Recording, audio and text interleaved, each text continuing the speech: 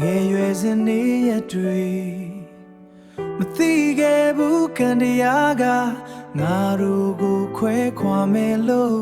တငယ်ချင်းဆိုတဲ့နာမည်နဲ့ဆက်သွယ်မှုနှလုံးသားထဲမပြောရသေးတဲ့တန်ရောစဉ်တွေလေးနက်နေခဲ့အချိန်တွေဟာမတူညီပဲဘဝလမ်းတွေကွာသွားတယောက်တစ်ဖက်အိမ်မက်တွေတဲ့မိမသွားနိုင်ခဲ့ပါဘူးအခုတော့ပြန်ဆုံးတွေ့ပြီချစ်သူဆိုတဲ့နာမည်ထပ်ဖို့ဘဝခီးပေါ်ဖြစ်လက်တွေသွားမယ်နော်ချမ်းသာတဲ့လမ်းလေးရှိမယ်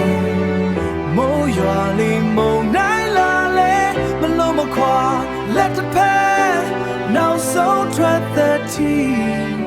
အချိန်ကလာတွေဖြတ်သန်းပြီးနှလုံးသားတွေပိုနီးဆက်လာမျက်နှာချင်းဆိုင်ပြန်တွေ့တဲ့နေ့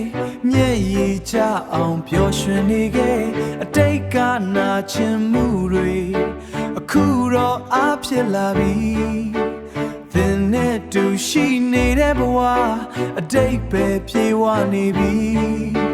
ကံတရားကခွဲခဲ့ပြီမဲ့ပြန်ချိတ်ဆက်ပေးခဲ့တယ်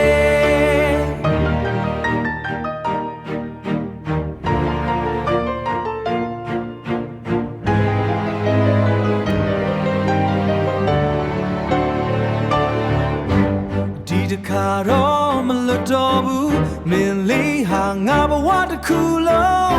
အခုကစားပြီးနောက်ဆုံးထိကတိသစ္စာထားလိုက်ပြီ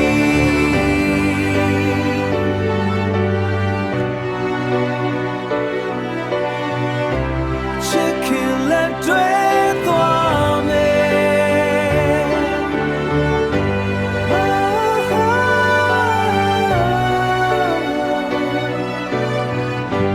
ဆိုတာခရီးရှင်ရာရာဟာမတည်မြဲဒါပေမဲ့ငါတို့တယောက်အချစ်ကတော့မပြောင်းလဲ